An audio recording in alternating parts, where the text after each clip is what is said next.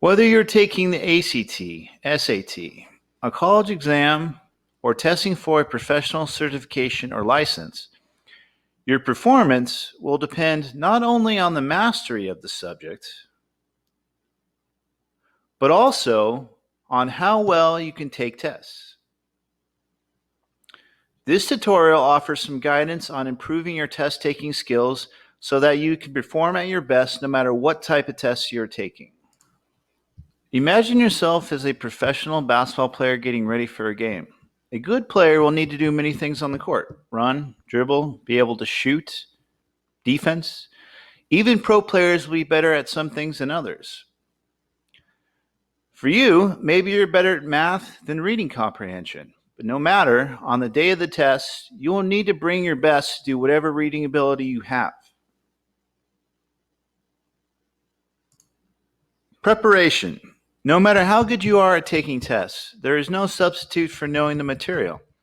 Spend the months before your tests learning the subjects as well as you can. During the final weeks of preparation, adopt good study habits.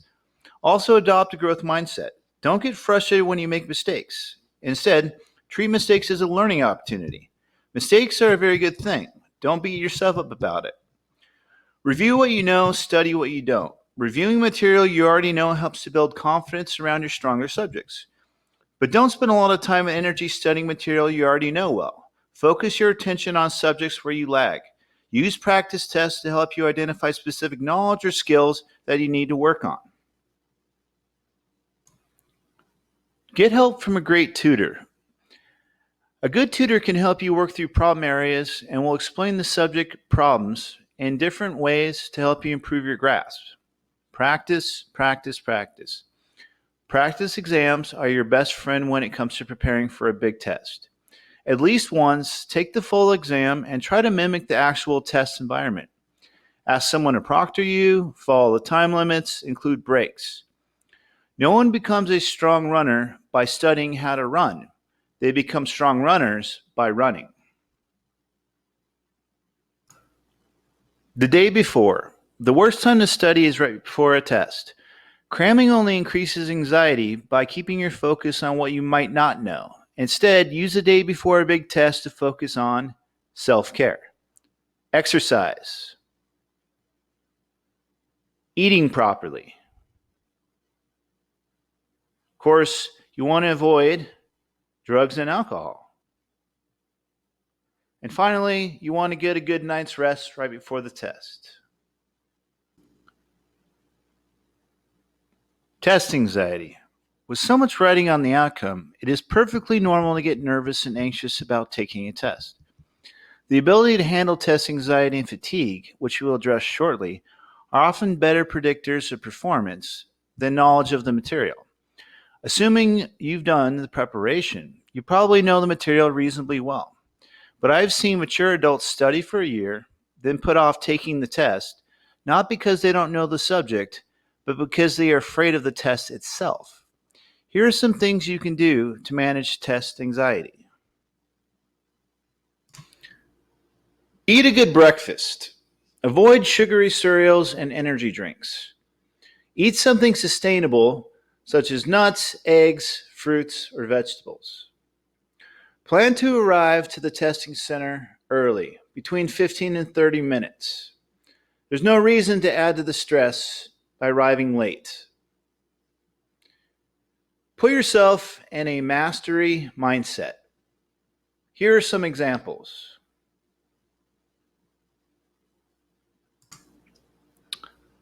Play music that motivates and energizes you. Do whatever it takes to put yourself in a good mood. Engage in positive self-talk. There is something about expressing self-confidence and optimism that creates a better outcome. Visualize success. A lot of professional entertainers like to visit the stage long before the audience arrives. Get familiar with your surroundings.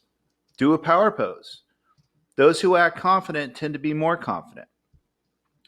Burn off some of that adrenaline doing any type of exercise that you need to before the test. Finally, use the restroom if you can before. Some testing centers do not allow you to leave until break.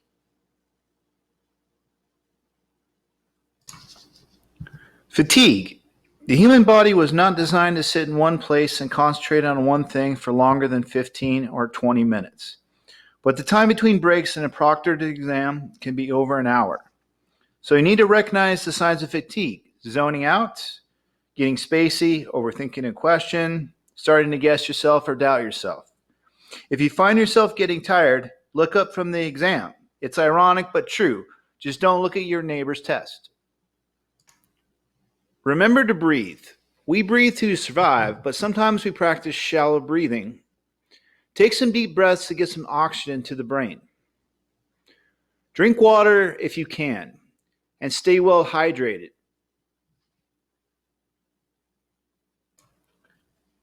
Testing strategies.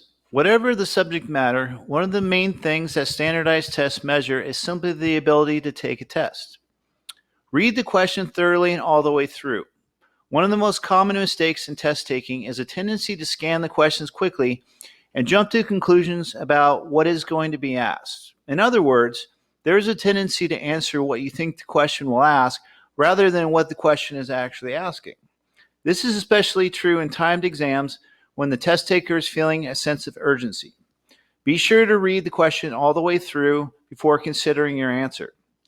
For reading comprehension questions, read the questions and make a mental note of the information you need to answer before reading the selection. This will direct your attention to the important details and avoid too much attention to distracting and extraneous information in the text.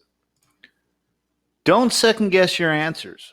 Most tests allow you the ability to change your answers. However, a variety of studies have shown that test takers are more likely to change a right answer to a wrong answer than to change a wrong answer to a right one.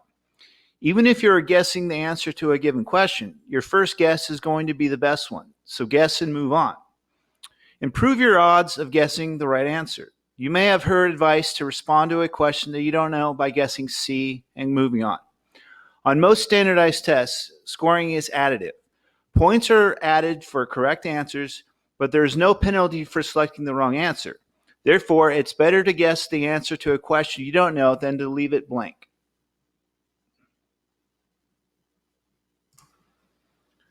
On a typical multiple choice test, you'll guess the right answer about 25% of the time, but you can usually do better than that.